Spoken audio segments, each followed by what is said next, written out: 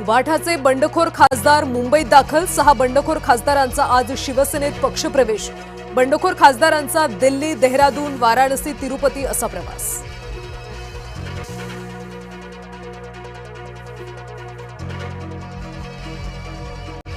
विधान परिषद निवडणुकीमध्ये महायुतीचा दणदणीत विजय। 17 पैकी 16 जागांवर महायुतीचा विजय। महाविकास आघाडीला एकही जागा नाही। नाशिकमध्ये अपक्ष गोकुळ गीते 109 मतांनी विजयी। शिवसेनेच्या नरेंद्र दराडेंना पराभवाचा धक्का। नरेंद्र दराडेंच्या पराभवानंतर शिंदेंनी व्यक्त केली नाराजी। एकनाथ शिंदेंनी निकालासंदर्भात मागवली माहिती। नाशिकचे पदाधिकारी आणि उदय सामंतांकडून माहिती मागवली।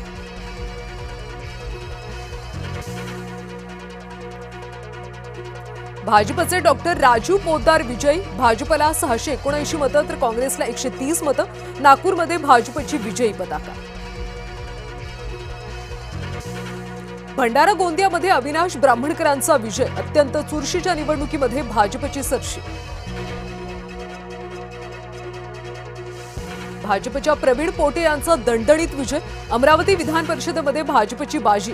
प्रवीण पोटे यांचा विक्रमी 390 मतं घेऊन विजय। वंचित बहुजन आघाडीचे उमेदवार निलेश विश्वकर्मा पराभूत। संभाजीनगरमध्ये भाजपचे सुहास शिरसाट विजय। उबाठाच्या गणेश लोखंडेंचा पराभव। भाजपच्या सुहास शिरसाटांना 454 मतं। भाजपचे उमेदवार बसवराज पाटील यांचा विजय। धाराशिवमध्ये 845 मतांनी बसवराज पाटील विजयी। काँग्रेसच्या महेश देशमुखांना मिळाली केवळ 124 मतं।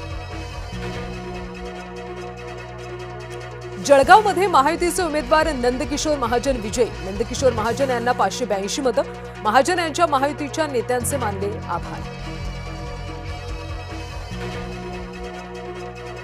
कृष्णा नागेश पाटील आष्टीकरांची हकालपट्टी। पक्षविरोधी कारवाई केल्याबद्दल उबाठा गटाची कठोर कारवाई। संजय राऊत यांची ट्विट करत माहिती।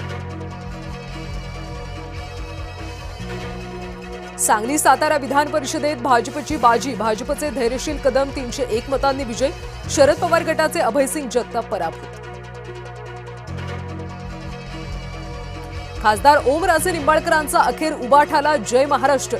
कार्यकर्त्यांची चर्चा केल्यानंतर शिवसेनेत जाण्याचा निर्णय। ऑपरेशन टायगरचा सस्पेन्स संपला। मुंबई ठाण्यात पहाटेपासून पावसाच्या सरी। उकाड्यानं हैराण झालेल्यांना तर मुंबईसह ठाणे रायगड जिल्ह्याला आजपासून येलो अलर्ट। मुंबईला पाणीपुरवठा करणाऱ्या धरणामध्ये अवघा 8% पाणीसाठा।